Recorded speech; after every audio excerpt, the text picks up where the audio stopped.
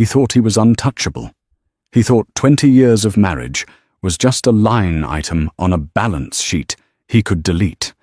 When Robert Calloway, the CEO of a multi-billion-dollar logistics empire, handed his wife divorce papers on her 50th birthday to run off with a 22-year-old Vogue cover model, he thought he had won.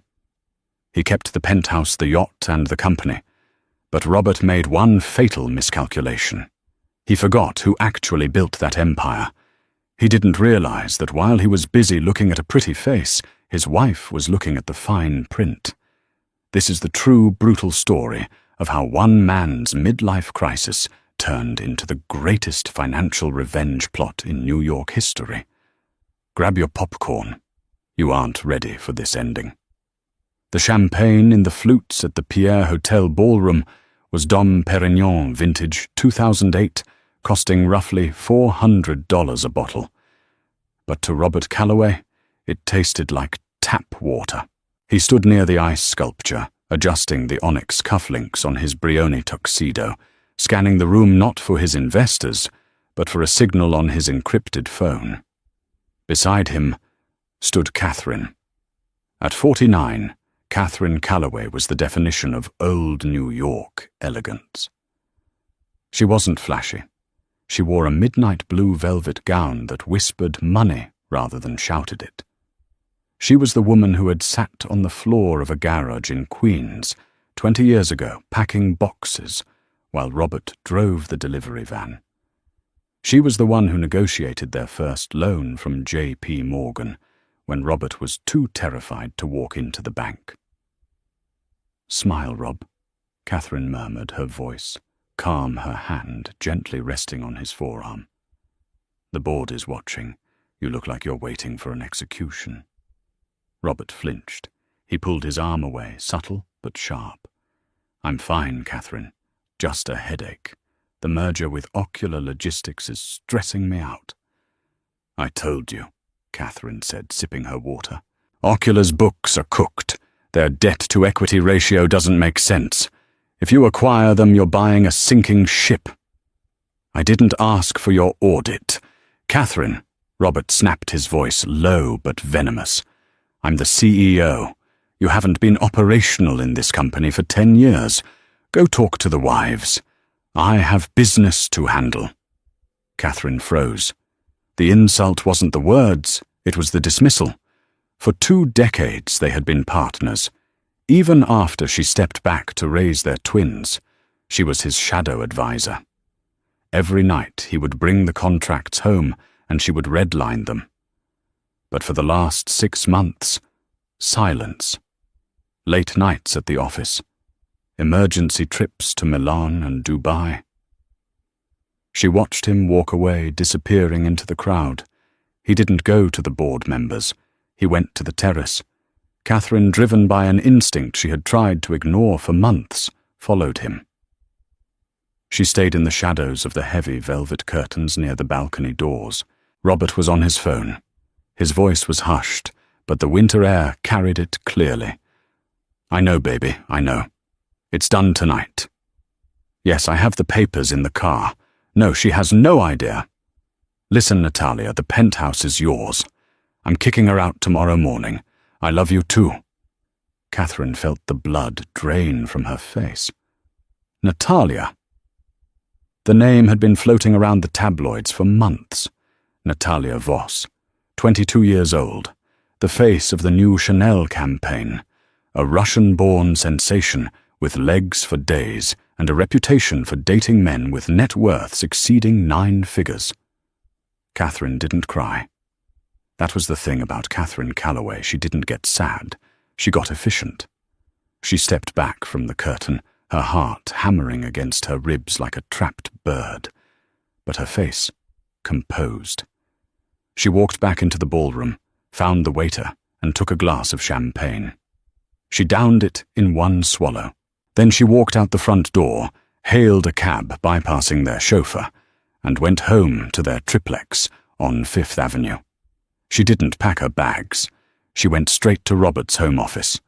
Robert was arrogant, but he was also sloppy. He assumed Catherine was tech illiterate because she preferred handwritten notes. He didn't know she had a degree in forensic accounting from Wharton, a degree she had put on the shelf to help him build his dream. She sat at his computer. He hadn't changed his password. Natalia 123. "You idiot," she whispered. She began to dig. She didn't look for love letters. She looked for assets. She opened the folder marked Project Alpha. What she found made her stomach turn. It wasn't just an affair. It was a liquidation. Robert had been quietly moving funds for 6 months. He was setting up offshore accounts in the Cook Islands under a shell company called Voss Holdings. He was draining their joint liquidity.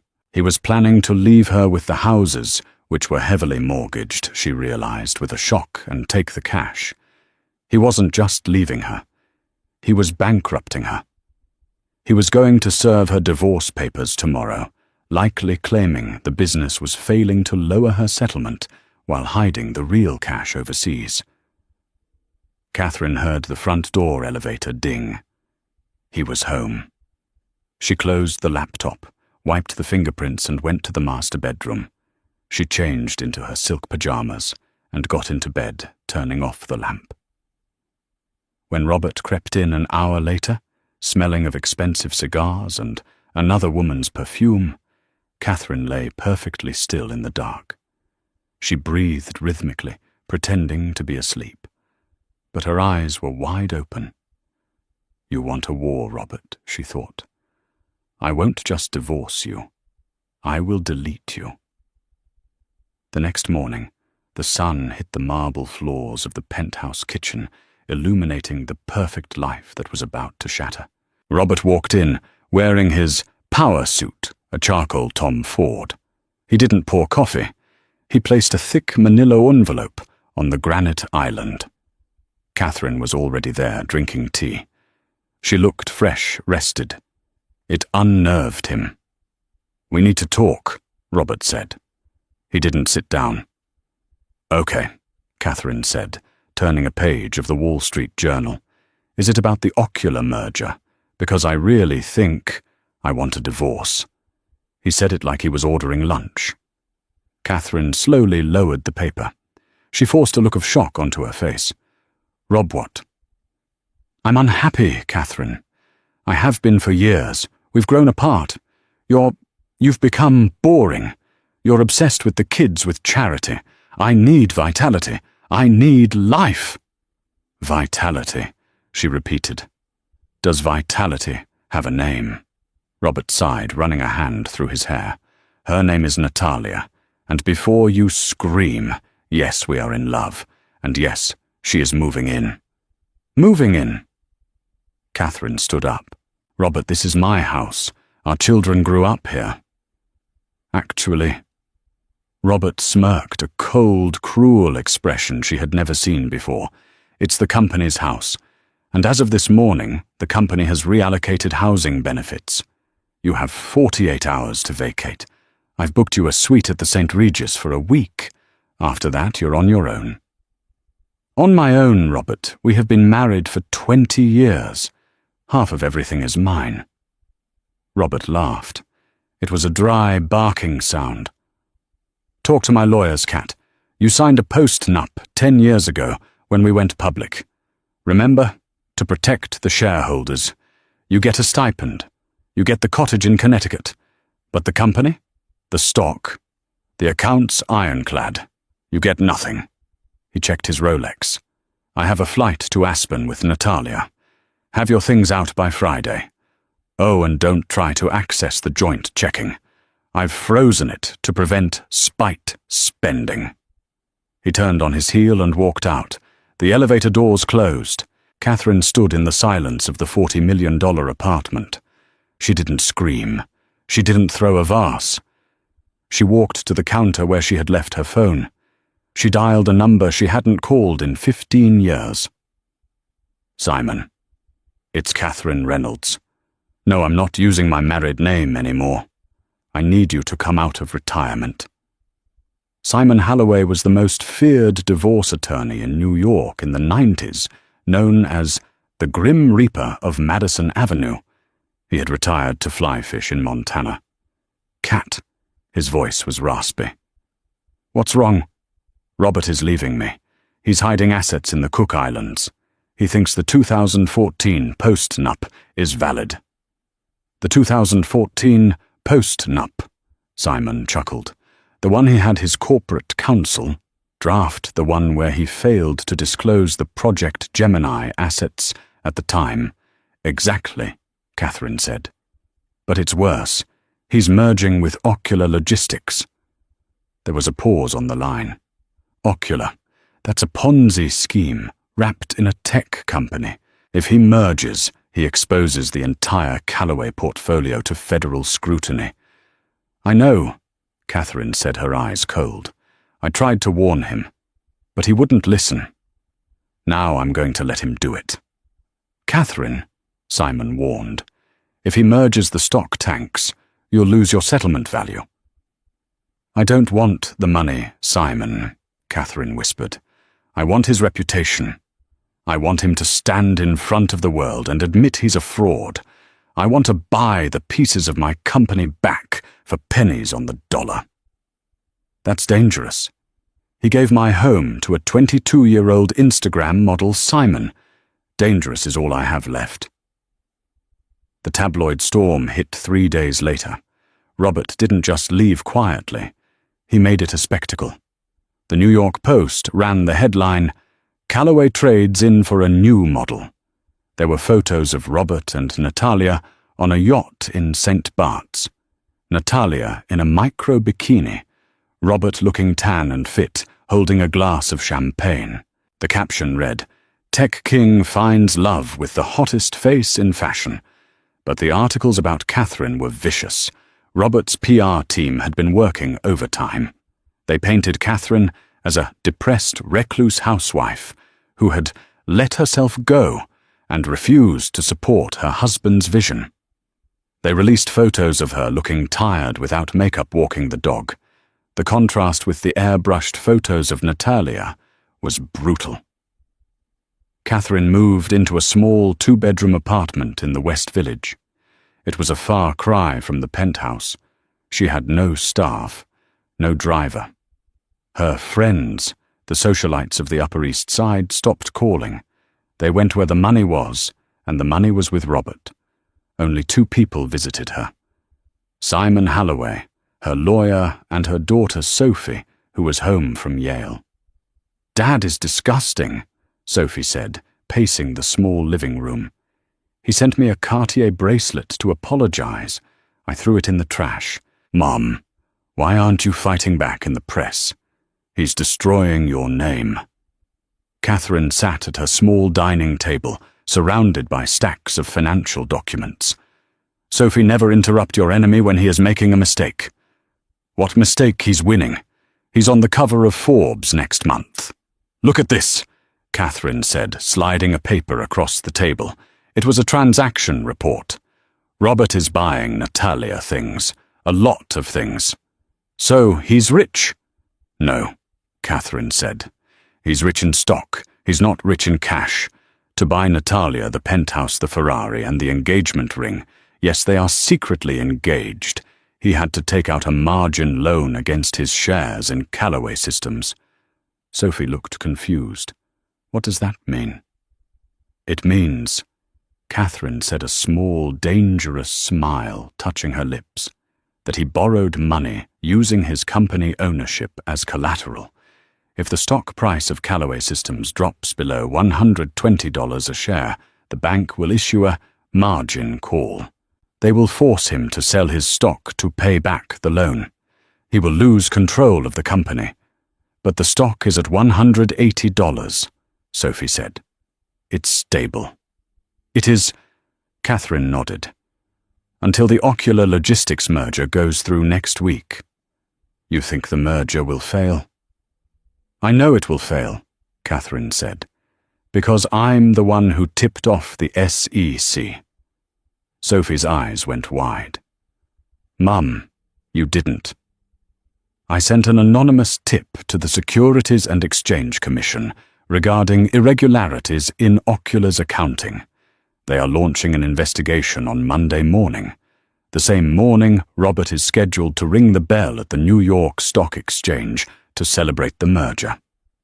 Catherine stood up and walked to the window, looking out at the city that had cast her aside. "He wanted vitality," she whispered. "He's about to get a heart attack." Monday morning arrived with the kind of crisp, blue sky optimism that usually signals a disaster in the financial world. Robert stood on the balcony of the New York Stock Exchange. He looked like a king. His suit was custom Italian silk, his teeth were bleached white, and on his arm hung Natalia. She wore a white dress that looked suspiciously like a wedding gown, a calculated move by Robert's PR team to signal a new beginning. Below them on the trading floor, traders bustled about. The giant screens flashed the ticker symbol, C-SYS Callaway Systems. Current price, $182.50. "Just smile and wave, babe," Robert whispered to Natalia, squeezing her waist a little too hard. "My feet hurt," Natalia muttered, checking her reflection in the glass of the balcony. "How long is this going to take? I have a fitting at 2. "This moment," Robert said through gritted teeth, "is going to make us billionaires. Not just millionaires. Billionaires." The countdown began. 10. 9. Robert grabbed the gavel. He felt invincible. He had shed the dead weight of his wife. He had acquired Ocular Logistics, the hottest AI shipping tech in the valley. He was the future. 3, 2, 1. Clang. Robert brought the gavel down. The bell rang. Cheers erupted. Confetti rained down.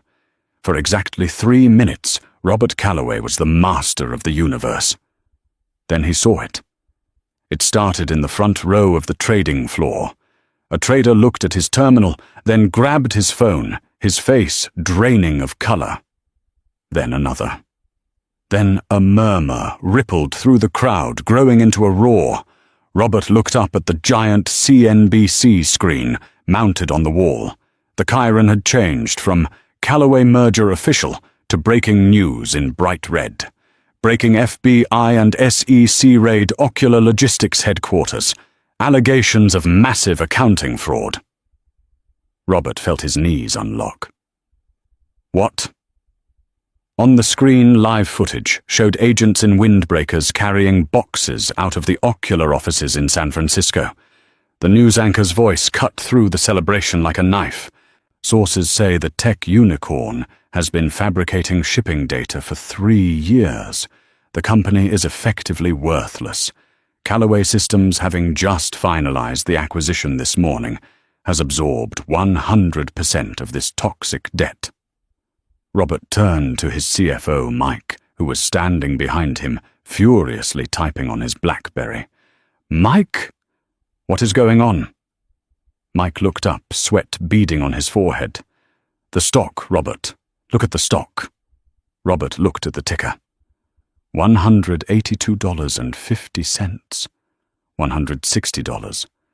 $145. It was free falling.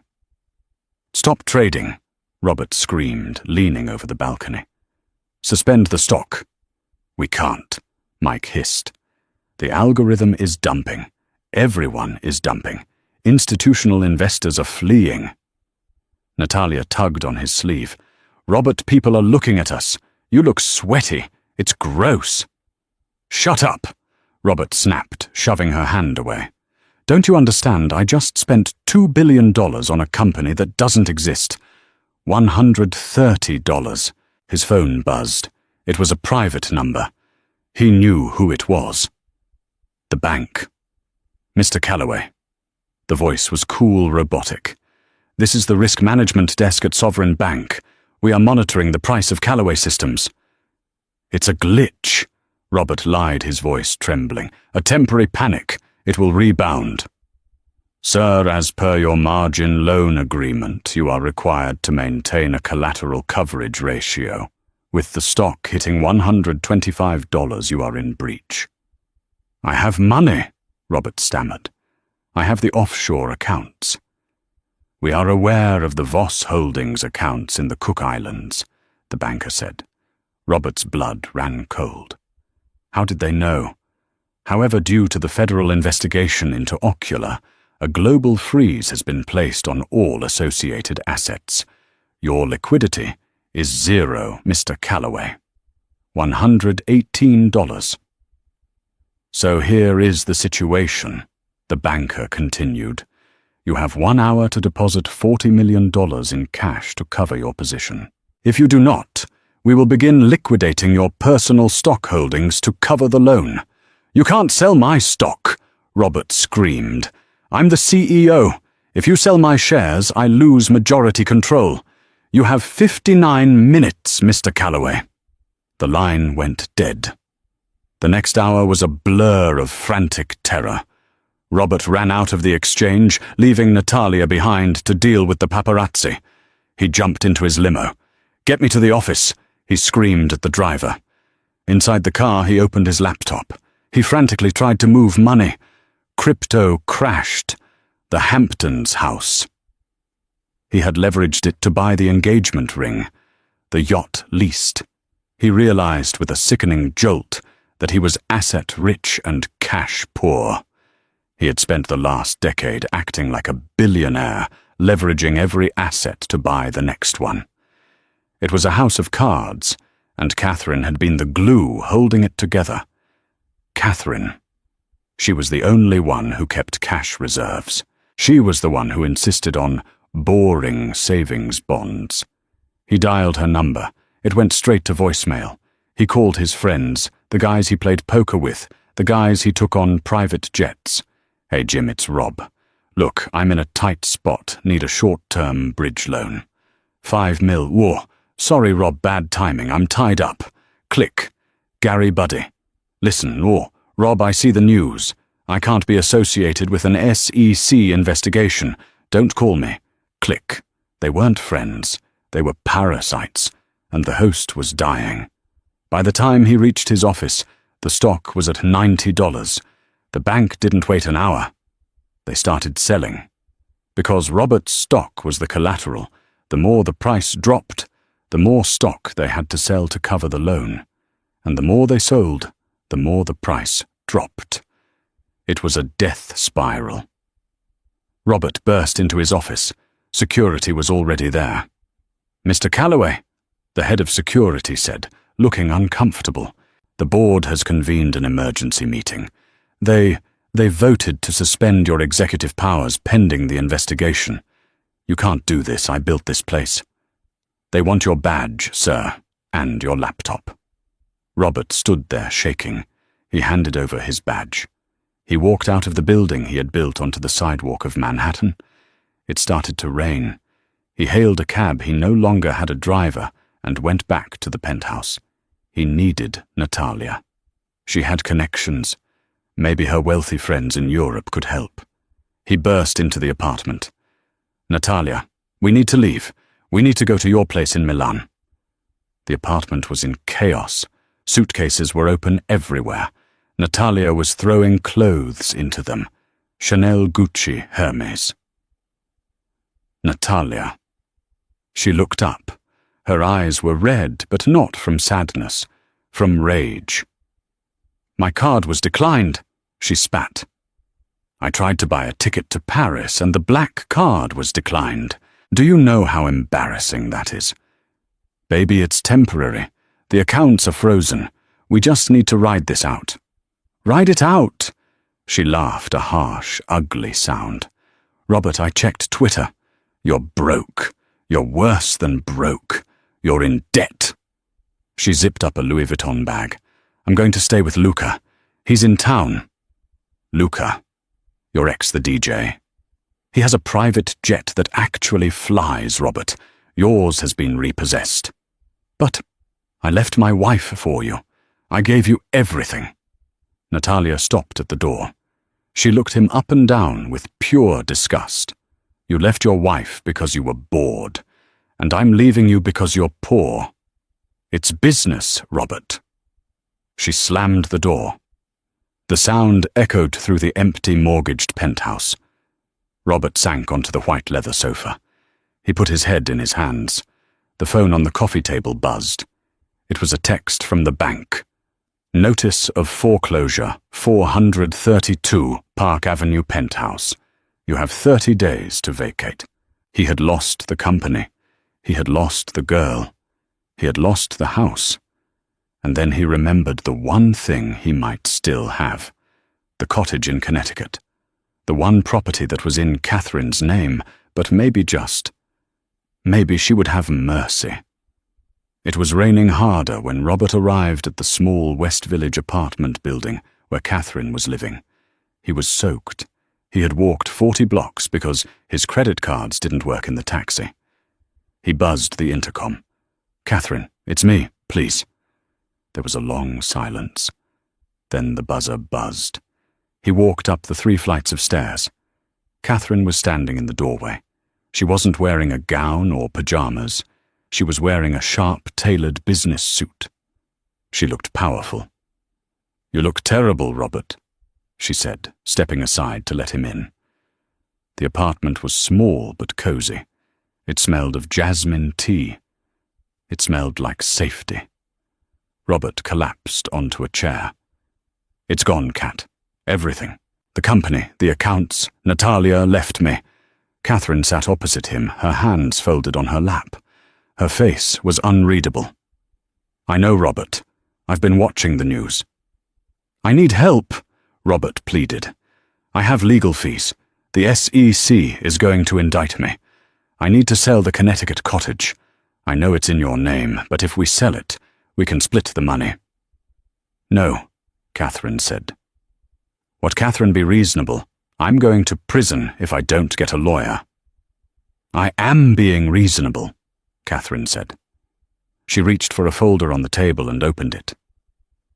"You see, Robert, you can't sell the cottage, because I've already leveraged it." What? "I took a loan out against the cottage 3 weeks ago," Catherine said calmly, "and I used my settlement stipend, and I liquidated my 401k. "Why, to buy shoes?"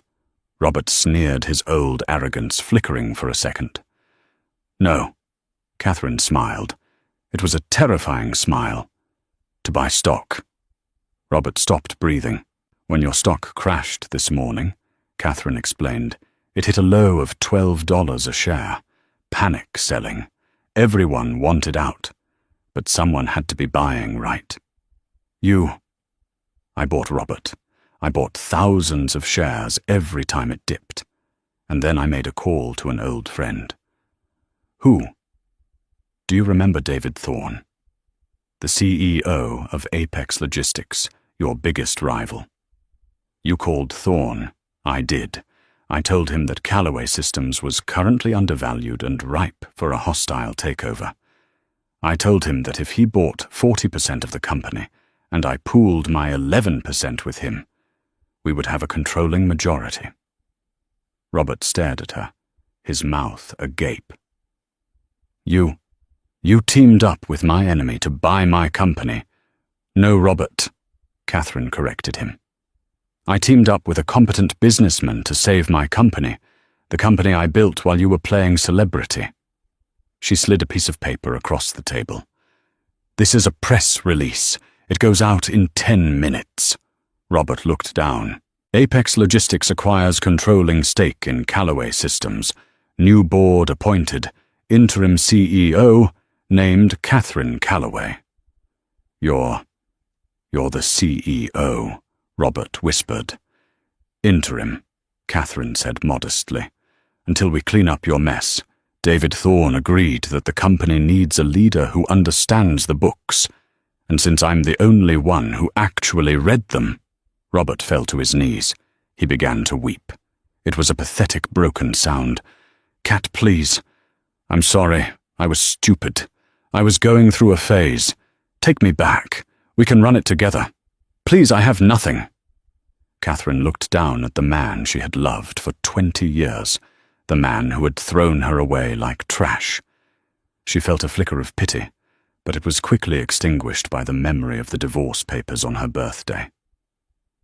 "You don't have nothing, Robert. she said softly. She reached into her purse and pulled out a single key. You have the delivery van. Robert looked up.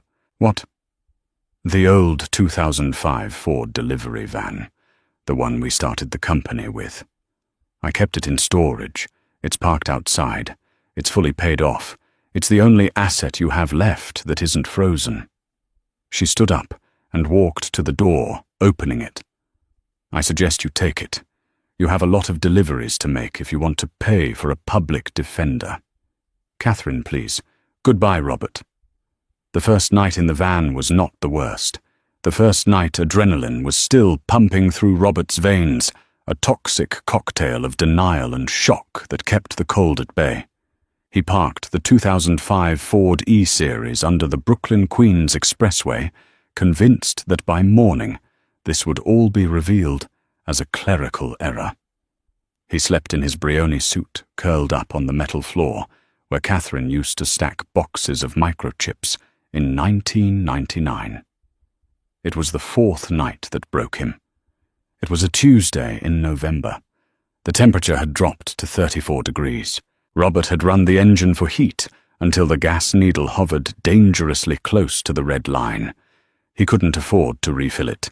He had exactly $42 in cash, the contents of his wallet, when the accounts were frozen, and he had spent 12 of those on a prepaid burner phone because his iPhone service had been cut. He woke up shivering, his breath pluming in the dark, stale air of the cargo hold. The smell of the van was a mixture of old motor oil rust and his own unwashed body. His suit, once a symbol of his dominion over the world, was now wrinkled and stained, the silk lining tearing at the armpit. His burner phone buzzed. It was his public defender, a harried, overworked man named Frank Miller, who looked like he hadn't slept since the Reagan administration. Calloway, Miller's voice crackled. I got news from the district attorney. Did they drop the charges? Robert asked, his voice raspy. He sat up, hitting his head on the low ceiling. Did they realize I was a victim of Ocula's fraud? Robert, listen to me. Miller sighed. You signed the acquisition papers. You signed the Sarbanes-Oxley certifications. Ignorance isn't a defense when you're the CIO. They have you on negligence and breach of fiduciary duty. But they aren't going for prison time. Robert let out a breath he didn't know he was holding. Thank God. Okay. So I can rebuild. Hold on. They aren't going for prison because the SEC wants to make an example of you financially. They are offering a plea. You surrender your CPA license. You are barred from serving as an officer or director of a public company for life, and you agree to a total asset forfeiture to pay back the creditors. I don't have any assets left, Robert screamed, the sound echoing in the hollow metal tin can. They took the penthouse. They took the cars. They want the residuals, Robert. The pension, the future royalties. Everything. You walk away with zero debt, but $0. You start from scratch. Or you go to trial, lose, and do 5 to 10 years in federal prison. Robert looked at his hands. They were shaking. He was 52 years old. I take the deal, he whispered. Okay. Hearing is tomorrow at 9 a.m. Don't be late. And Robert, try to clean up. You look like a vagrant. Robert hung up. He looked at his reflection in the rearview mirror. The man looking back wasn't the titan of logistics. He was a grey-faced, hollow-eyed ghost. He needed a shower. He drove to a truck stop in New Jersey, used $3 to buy a shower token, and stood under the scalding water for 20 minutes, scrubbing his skin until it was raw, trying to wash away the scent of failure. When he walked out, he saw a "Help Wanted" sign taped to the glass of the truck stop diner. Dishwasher needed. Night shift. Cash pay. Robert Calloway, who had tipped waiters more than this job paid in a month, walked inside. He didn't have a resume. He didn't have references. He just had hunger. The manager, a large woman named Brenda, looked him up and down. You ever wash a dish, honey? I ran a Fortune 500 company, Robert said, his pride flaring up one last time. Brenda laughed, a dry cigarette smoke hack. Yeah, and I'm the Queen of England. Grab an apron. It's $10 an hour. That night, as Robert scraped half-eaten burgers and soggy fries into a garbage chute, he cried. He didn't sob. Tears just leaked silently out of his eyes, mixing with the greasy dishwater. He had traded a corner office for a sink, and the worst part was he knew exactly who to blame. And she was probably sleeping in silk sheets right now. Catherine Calloway didn't sleep in silk sheets. She was sleeping on the leather couch in the CEO's office, Robert's old office, surrounded by towers of forensic audit reports. It had been 3 months since the hostile takeover.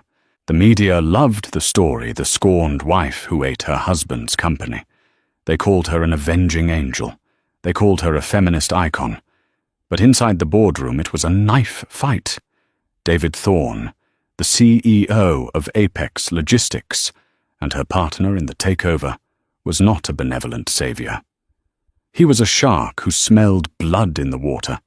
He didn't want to save Callaway Systems. He wanted to strip it for parts. Catherine, be reasonable, Thorne said, pacing the length of the conference room table the next morning. The brand is toxic. Callaway is synonymous with fraud. We sell the customer list to FedEx, we liquidate the warehouses in the Midwest, and we rebrand the tech. We can walk away with a 200% return. Catherine sat at the head of the table. She looked tired, but her eyes were sharp as flint. She took a sip of black coffee. No, she said. Thorne stopped pacing. Excuse me. If we liquidate 5,000 people lose their jobs, Catherine said, her voice steady. Drivers, warehouse packers, shift managers, people who have mortgages, people who didn't buy 22-year-old models' diamond rings. This isn't a charity, Catherine. It's business. You're letting your emotions drive the car. My emotions? Catherine stood up. She walked over to the whiteboard where Thorne had drawn a liquidation timeline. She picked up a red marker and drew a giant X through it. You think I bought this company to kill it, David? I bought it because I know how it works. I wrote the code for the original logistics algorithm in 1998. I know where the fat is. We don't need to fire the drivers. We need to fire the bloated middle management Robert hired to stroke his ego. She threw a thick binder onto the table. I've spent the last month auditing the payroll. Robert had 42 vice presidents. 42. Most of them were his drinking buddies or consultants who did nothing. I fired all of them this morning. Thorne's eyes widened. You fired the executive suite, cleared the floor. That saves us $30 million a year in salaries and bonuses. Next, I renegotiated the fuel contracts. Robert was paying a premium to a supplier because he liked the owner. I switched us to a generic supplier. That's another $12 million. Catherine leaned over the table, placing her hands flat on the mahogany. We keep the name, but we change the meaning. We rebrand as Callaway Apex, the reliable choice. We focus on domestic ground shipping. Boring, slow, profitable. If you stick with me, David, I will give you a solvent company in 2 years. If you try to liquidate, I will use my 11% stake to tie you up in shareholder lawsuits until the stock hits 0. Do we have a deal? Thorne stared at her. He had expected a bitter housewife. He had found a warlord. Slowly a smile spread across his face. You're terrifying, Catherine. I learned from the worst, she replied. Later that evening, Catherine finally left the office. Her driver, a quiet man named Samuel, held the door open for her. Home, Ms. Calloway. Not yet, Samuel. Take me to New Haven. Connecticut, Ma'am, it's late. I know. I need to see my daughter. Sophie was in her dorm room at Yale when Catherine knocked. When she opened the door, she looked shocked. Catherine had missed Thanksgiving. She had been too busy saving the company. "Mum." Catherine stepped inside and hugged her daughter. For the first time in months, the armor cracked. She held on to Sophie, tightly smelling her shampoo, grounding herself. "I'm sorry," Catherine whispered. "I've been so busy." "It's okay," Sophie said, pulling back. "I see the news. You're kicking ass, Mom. But are you okay? You look thin." "I'm fine," Catherine lied. She sat on the edge of the dorm bed. I needed to remember why I'm doing this. Sometimes in that building, I feel like I'm becoming him. I look at the numbers and I forget they are people. You're nothing like him," Sophie said fiercely. "He did it for vanity. You're doing it for survival." "Have you heard from him?" Catherine asked. The question hung in the air, heavy and unwanted. Sophie looked away. "He emailed me. From a library computer, I think. He asked for money. Said he needed it for a suit for a job interview." "Did you send it?" "No," Sophie said, her voice hard. "I told him to sell the Cartier bracelet he gave me, the one I threw in the trash. I told him he could go dig it out of the landfill." Catherine flinched. She had raised Sophie to be strong, but seeing that hardness directed at her own father, even a father like Robert, was painful. "He's suffering, Sophie." "Good," Sophie said. "Let him suffer." Catherine drove back to the city in silence. She realized then that revenge wasn't a straight line. It was a grenade. It destroyed the target, but the shrapnel hit everyone standing nearby. 6 months passed. Winter turned to a slushy grey spring. Robert Calloway had graduated from dishwasher to delivery driver. He wasn't working for Calloway Systems, he was blacklisted there. He was working for a gig economy app called Zippy, delivering food on a bicycle, because the van had finally died. The transmission blew out on the Long Island Expressway, and he had abandoned it on the shoulder, walking away from the last remnant of his past life. He rented a room in a basement in Astoria, Queens. It was the size of a closet with a mattress on the floor and a shared bathroom that had black mold on the ceiling. He paid for it by delivering pad thai and burgers to the wealthy residents of Manhattan. The irony was a physical weight he carried every day. He would cycle down Fifth Avenue, passing the building where he used to live. He would look up at the penthouse windows, wondering who lived there now. One rainy Tuesday, his app pinged. "Pick up Le Bernardin. Drop off 15, Central Park West. Office 402. Customer C. Reynolds." Robert froze. He stared at the screen raindrops blurring the text. C. Reynolds. Catherine's maiden name. She was using her maiden name. His heart hammered against his ribs. He should cancel the order. He should throw the phone in the gutter. He couldn't let her see him like this, soaking wet, wearing a neon yellow vest, 20 pounds lighter, and aged 10 years. But he looked at his earnings for the day, $34. Rent was due tomorrow. If he didn't pay, he was on the street. He accepted the order. He picked up the food, an expensive seafood lunch, from the service entrance of the restaurant, where he used to be a VIP. The maitre d' didn't recognize him.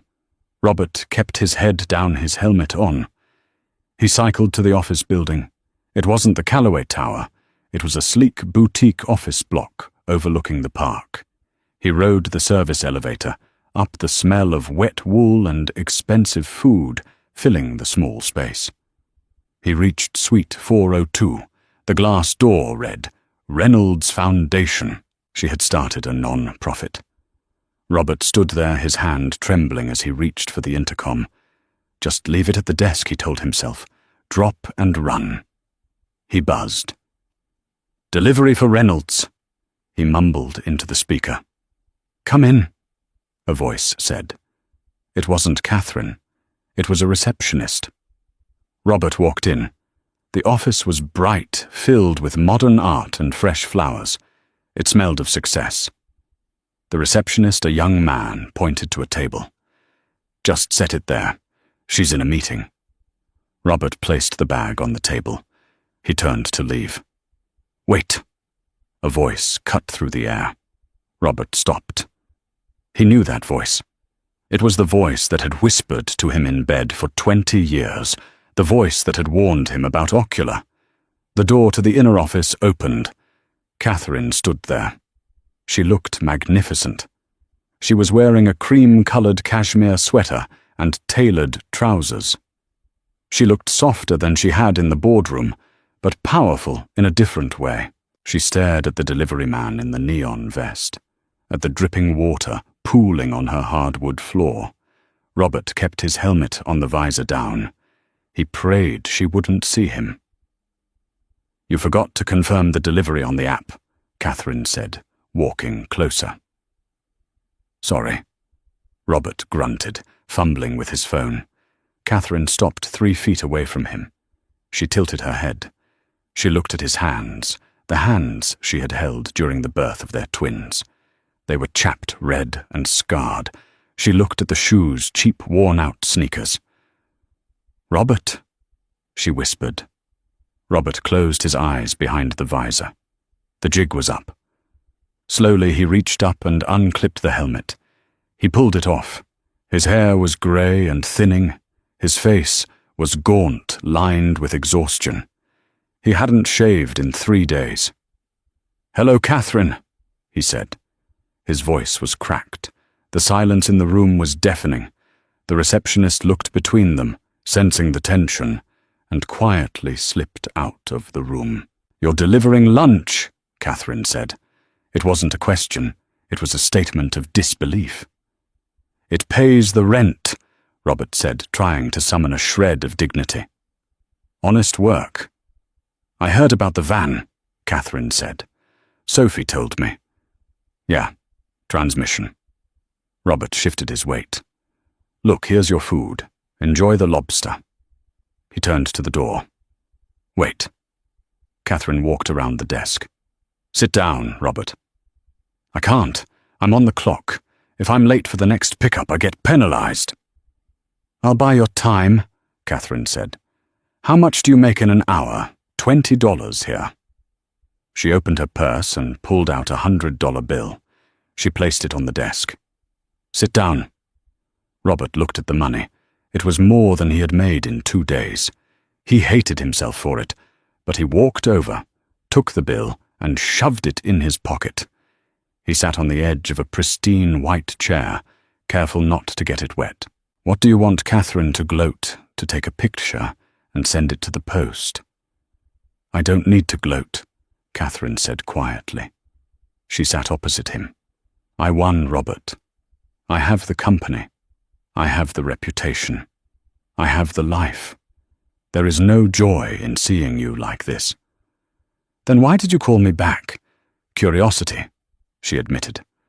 "I wanted to know. Was she worth it?" Robert laughed. It was a dry, bitter bark. "Natalia? She left me 4 hours after the crash. She's dating a soccer player in Madrid now." "I didn't mean Natalia," Catherine said. "I meant the feeling, the vitality you said you needed, the thrill of blowing up your life. Was the feeling worth the price?" Robert looked around the office. He looked at the view of Central Park, the view he used to take for granted. He thought about the cold basement in Astoria. He thought about the shame of walking into a room and being invisible.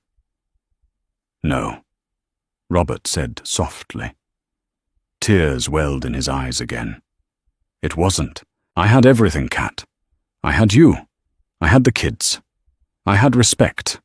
And I threw it away because I wanted to feel younger." He looked at her, his eyes pleading. "I miss you, Kat. Not the money. I miss you. I miss talking to you. I miss the way you knew what I was thinking before I said it. Is there any chance at all I can change? I am changing. Look at me. I've been humbled." Catherine looked at him. She saw the man she had loved for half her life. She saw the father of her children. A part of her heart ached, the part that remembered the early days in the garage in Queens. It would be so easy to say yes, to write him a check, to get him an apartment, to fix him like she had always fixed his messes. But then she remembered the glass of champagne he drank while she stood in the shadows. She remembered the eviction notice. She remembered the way he looked at her when he said she was boring. She stood up. "Robert," she said, her voice gentle but final, "but I believe you are changing, and I think that is good for you. I think this struggle is making you into a human being again." She walked to the window. "But I am not the woman who fixes you anymore. That woman died the day you served her divorce papers. The woman standing here, she likes her life, she likes her freedom, and she doesn't trust you." Robert slumped. He knew it was the truth. "I understand," he whispered. "I won't take you back, Robert. And I won't give you a job at the company. That would be nepotism, and I'm cleaning up the culture you built." She turned back to him. "But," she said, "I spoke to Sophie. She's graduating next month. She didn't want to invite you. She's ashamed of you." Robert flinched as if slapped. "I told her that was wrong," Catherine continued. "I told her that her father made mistakes, terrible mistakes, but that he is paying for them. I told her that if you show up clean, sober, and humble, she should let you watch her walk." She reached into her desk drawer and pulled out an envelope. "This is a ticket to the graduation ceremony, and a train ticket to New Haven. It's not first class, it's coach, but it will get you there." Robert stood up slowly. He took the envelope. His hands were trembling. "Thank you," he choked out. "Don't thank me," Catherine said, her eyes cool again. "Make the delivery. You're on the clock." Robert walked out of the building. The rain had stopped. The sun was breaking through the clouds, casting a golden light on the wet pavement. He stood on the corner of 59th Street. He touched the envelope in his pocket.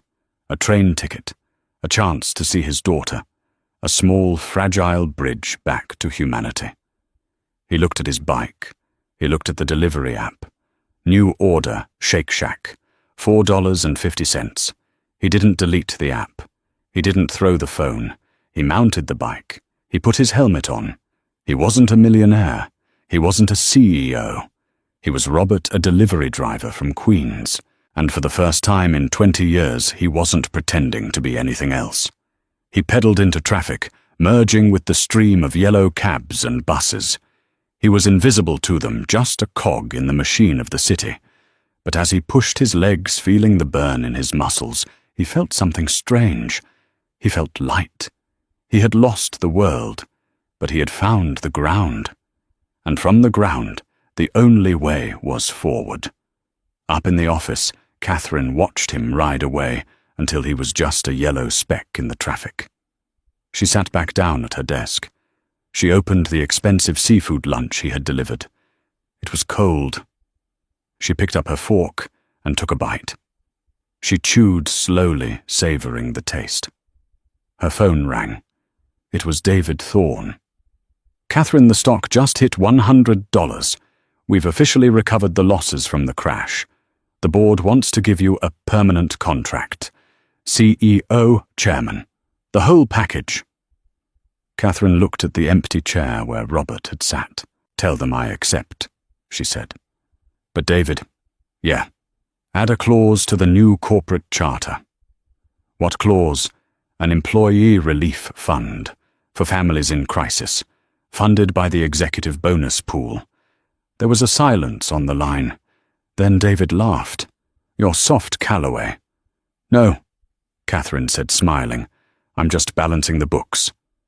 She hung up the phone. She looked out at the skyline, her skyline. She was alone, but she wasn't lonely. She took another bite of the cold lobster, and to her it tasted like victory. Robert's downfall wasn't caused by the market, or the affair, or even the fraud. It was caused by the arrogance of believing he could discard the person who held his life together without consequence. He learned the hardest lesson of all: be careful who you step on to get to the top, because they might be the one moving the ladder. Catherine didn't just get revenge, she got justice. She proved that dignity and intelligence will always outlast vanity and greed. If you enjoyed this story of karma served ice cold, please hit that like button. It really helps the channel grow. What would you have done in Catherine's shoes? Would you have given him a second chance, or did he get exactly what he deserved? Let me know in the comments below, and don't forget to subscribe and ring the bell so you never miss a story. Thanks for watching.